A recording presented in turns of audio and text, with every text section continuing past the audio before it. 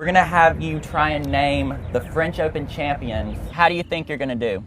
More or less okay. 2022. Me. 2020. Me. 2019. Me. Rafa's rage unleashed. Tennis erupts as Nadal goes to war after Alex Eala is targeted. The tears that rock the world.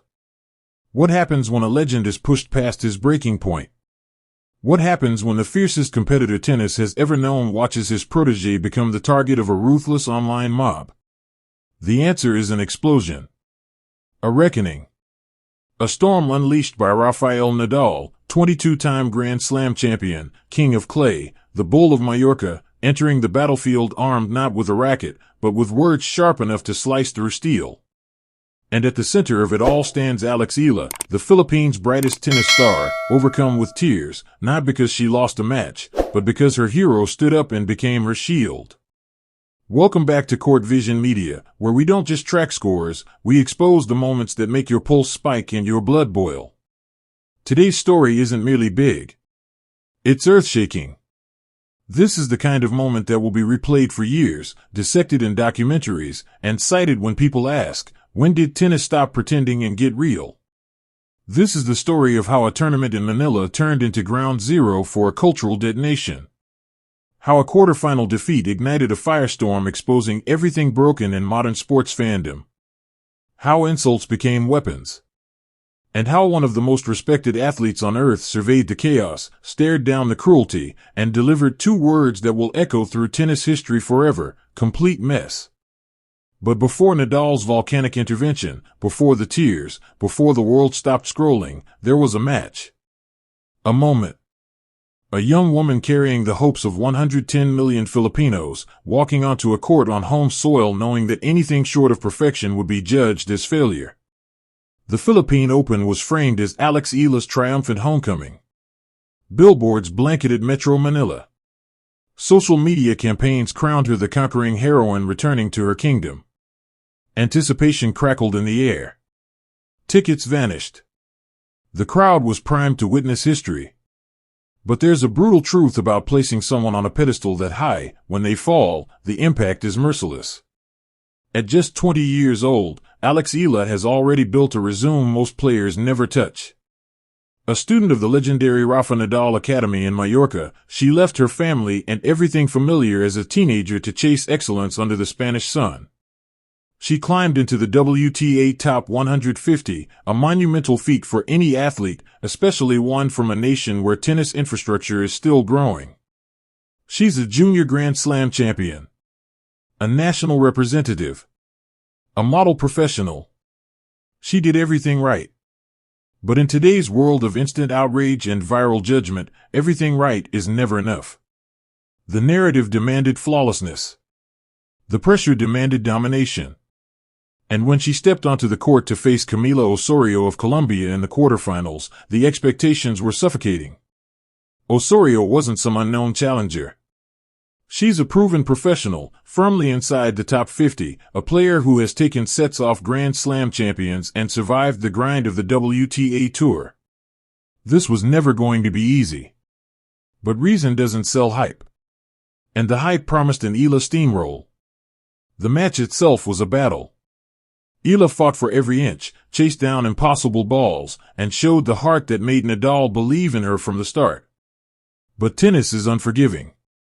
Sometimes your best still falls short. Sometimes the net tape decides your fate. Sometimes your opponent is simply better on the day. Osorio prevailed. Eala's run ended in the quarterfinals. In a rational world, the response would have been applause. Well done. We're proud. You gave everything. A 20-year-old reaching the quarterfinals of a WTA event at home and pushing a top 50 opponent should be celebrated. But we don't live in that world. We live online. And the backlash was instant. Twitter, Facebook, Instagram. Every platform turned hostile. The comments were savage, overrated. Choker. Not ready. Why do we hype her? Comparisons to Iga Swiatek and Coco Gauff weren't used as inspiration, they were used as weapons. Memes mocking her mistakes spread like wildfire. Celebration turned into character assassination. This wasn't analysis. It wasn't criticism.